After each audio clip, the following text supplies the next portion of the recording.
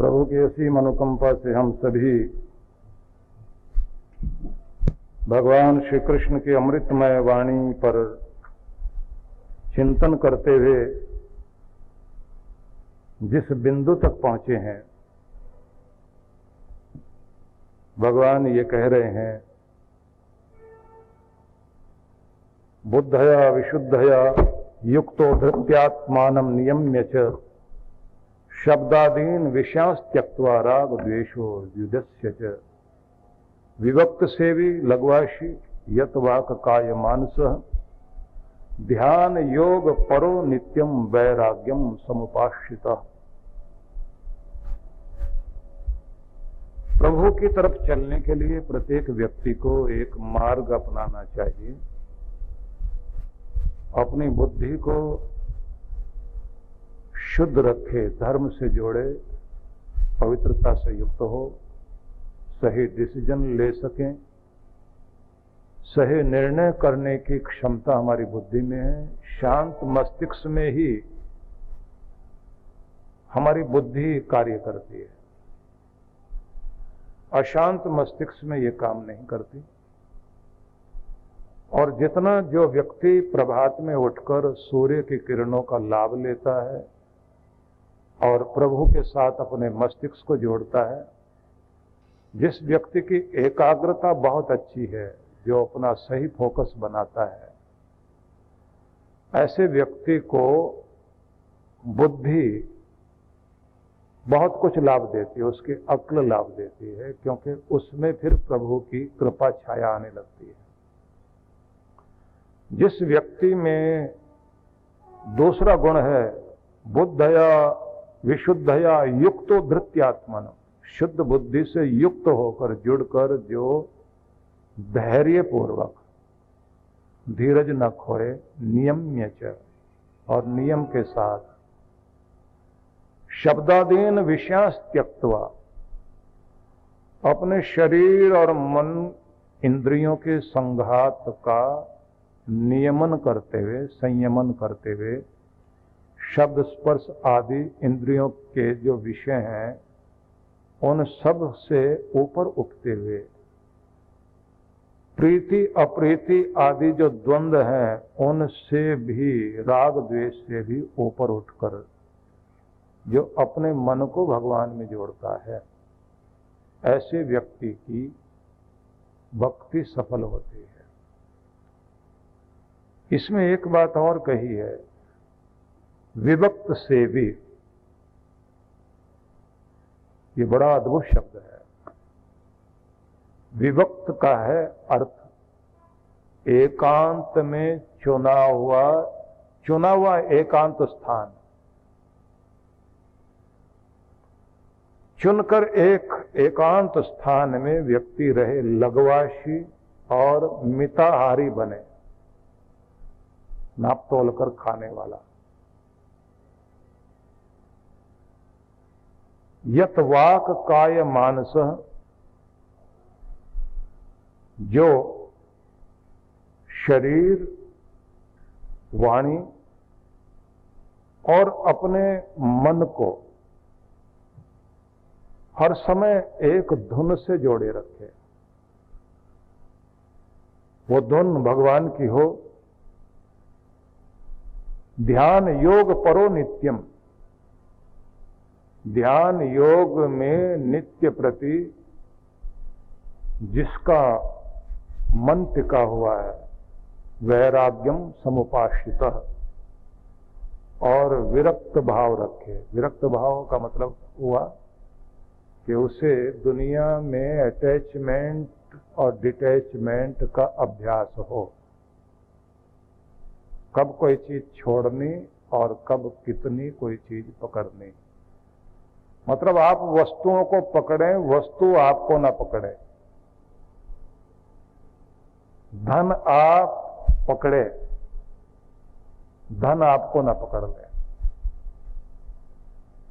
मतलब यह है कि आपकी जिंदगी और आपका शरीर, आपके प्राण चलाने के लिए दुनिया की चीजें हैं।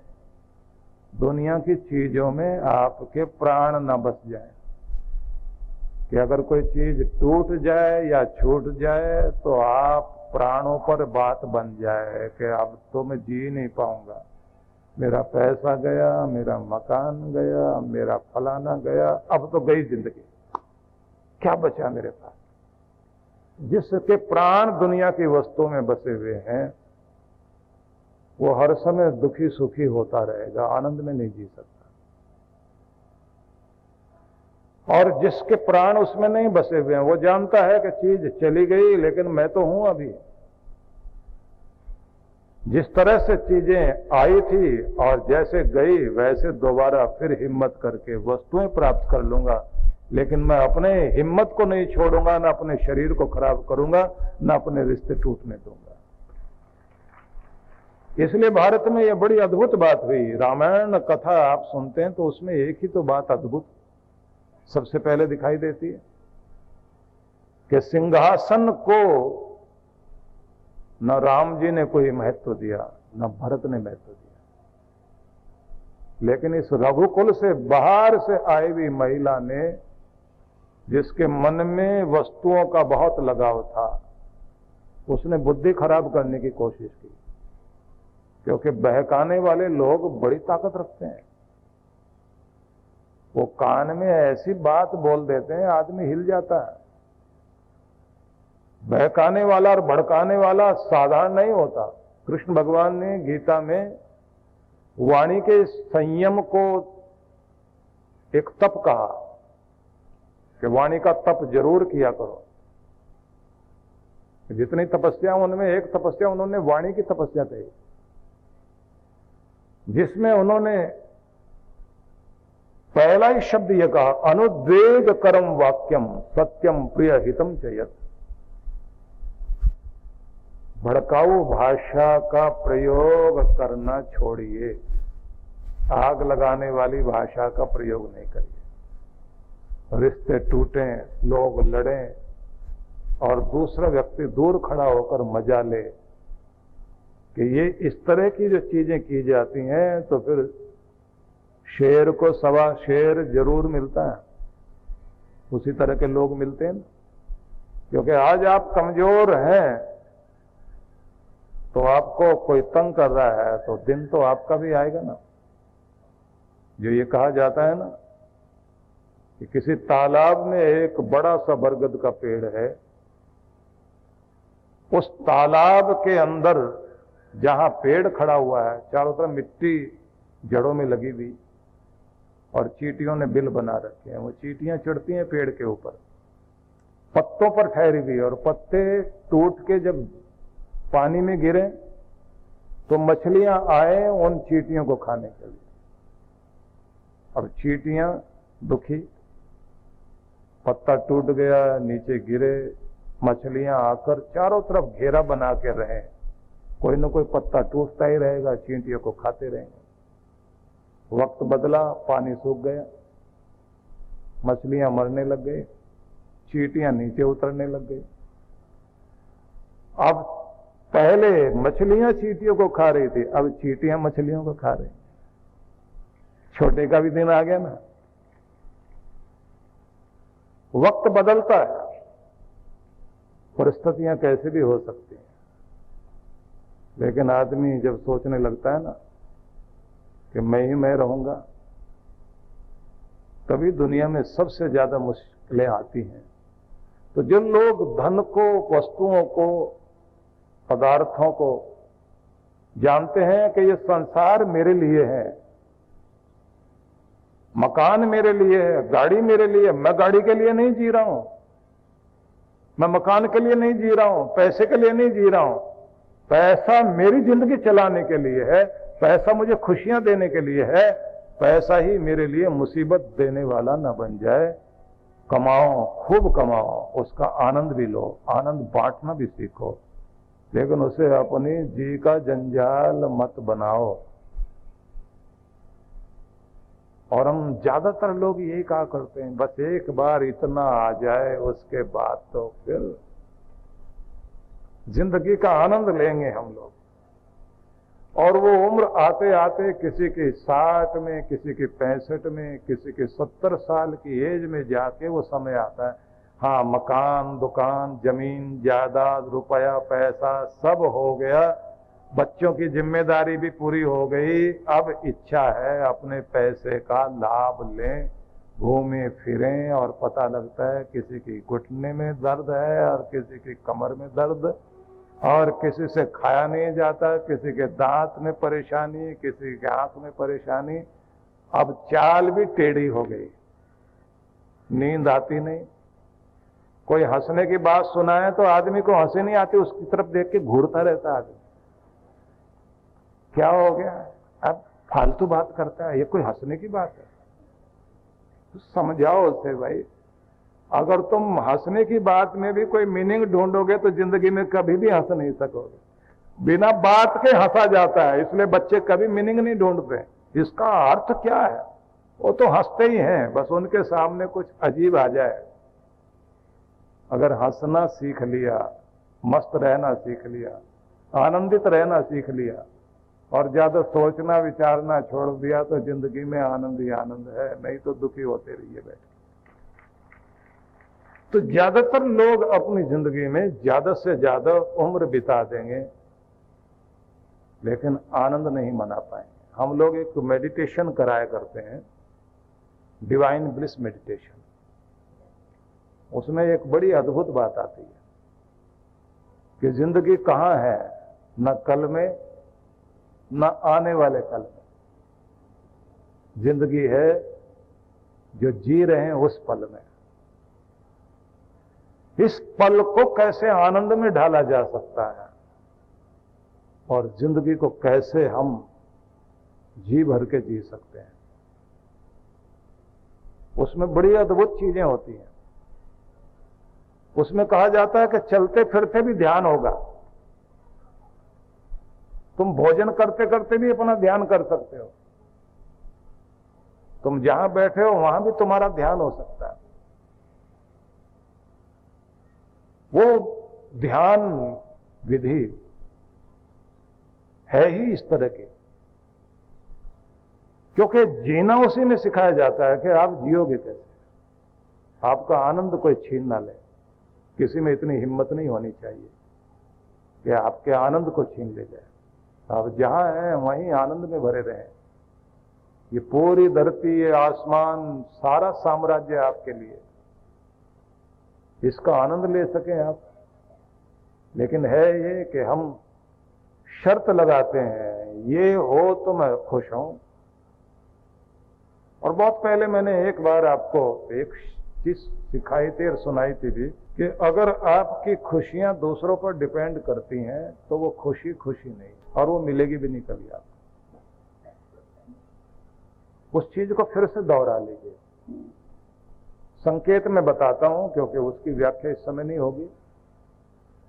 हम ज्यादातर अपनी खुशियां दूसरों पर निर्भर कर लेते हैं। मैं खुश रहूं अगर मेरा पार्टनर साथ दे, पत्नी साथ दे तो मैं खुश। पत्नी कहती है मेरा पति मुझे समझे तो मैं खुश हूं।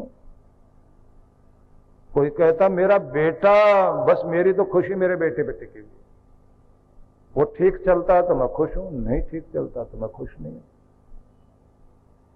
पूरी दुनिया में हम ये खुशी दूसरों पर डाल देते हैं, दूसरों पर निर्भर कर लेते हैं। किसी का भी मूड खराब हुआ, आपकी खुशी गई। और इस दुनिया में सबके मूड गड़बड़ होते ही रहेंगे। कभी कोई खुश है, कभी नहीं है, तो उनके चक्कर में आप अपना हंसना, खुश रहना भूल जाएं, दुनिया इधर से उधर चला जाए। लेकिन अगर आप अपने आनंद को मनाना सीख जाएं, आपकी खुशी आप में निर्भर हो जाए, तो फिर कोई फर्क नहीं पड़ेगा कोई मूड खराब करे ना करे, कोई साथ दे ना दे। आपकी खुशियां दूसरों पर निर्भर नहीं होनी चाहिए, दूसरों पर डिपेंड नहीं करनी चाहिए।